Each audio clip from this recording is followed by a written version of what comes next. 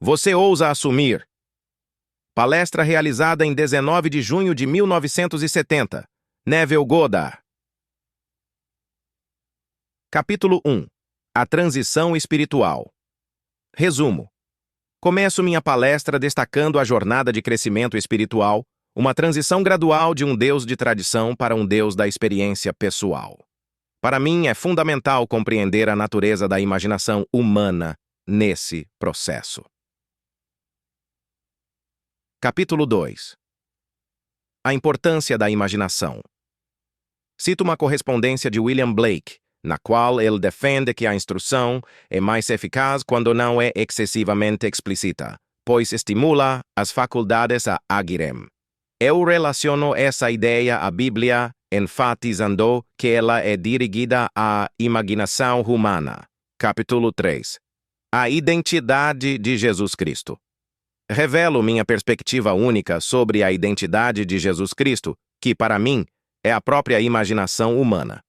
Fundamento essa ideia com a passagem bíblica de João 1, versículo 3. Capítulo 4. O Deus desconhecido de Atos 17. Me volto para Atos 17, onde Paulo fala aos atenienses sobre o Deus desconhecido. Argumento que esse Deus é a própria imaginação humana e que ele está presente em todos nós, sendo a fonte da vida e da existência. Capítulo 5. A proximidade de Deus. Enfatizo que Deus não está distante nem próximo, pois a proximidade implica separação. Desafio a ideia tradicional de um Deus distante e argumento que Deus se tornou como nós somos. Capítulo 6. A experiência do sonho e da visão. Comparo a relação entre Deus e o homem à experiência do sonho e da visão, afirmando que, em todas essas situações, é o eu que está envolvido. Ilustro como Deus está intrinsecamente ligado à experiência humana. Capítulo 7. A prática da suposição. Encorajo a prática da suposição como uma maneira de testar a compreensão de que a imaginação humana é Deus. Explico que, ao ousar supor que somos o que desejamos ser e comandar que o mundo obedeça à nossa imaginação, podemos testar essa verdade em nossas vidas.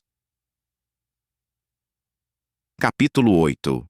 Transformando relações pessoais. Apresento um exemplo prático de como a suposição pode ser usada para melhorar relações interpessoais. Descrevo como visualizar alguém de maneira positiva pode influenciar a forma como essa pessoa age em relação a nós. Capítulo 9. A revelação de Deus como nós mesmos. Reitero que a verdadeira compreensão de Deus é a revelação de que Ele é nossa própria imaginação humana. Destaco que essa é a essência do verdadeiro Evangelho, que não é ensinado pelas instituições religiosas convencionais. Capítulo 10. A mudança de perspectiva. Encorajo a mudança de perspectiva em relação a Deus e ao mundo.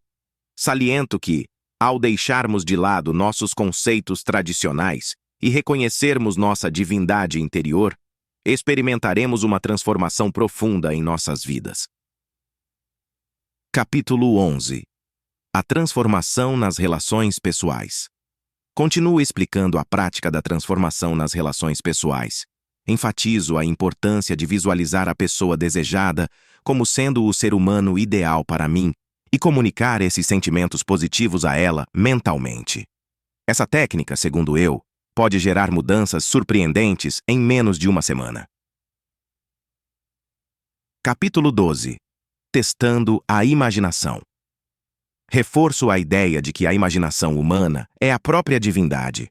Desafio os ouvintes a testarem essa compreensão em suas vidas diárias, com a prática da suposição. Compartilho exemplos de minha própria vida, demonstrando como essa abordagem produziu resultados positivos. Capítulo 13. A natureza do mundo como estado mental. Argumento que o mundo não é o mundo físico, mas sim um estado mental. Enfatizo que a realidade é moldada pela imaginação e que as circunstâncias externas refletem o estado mental interno.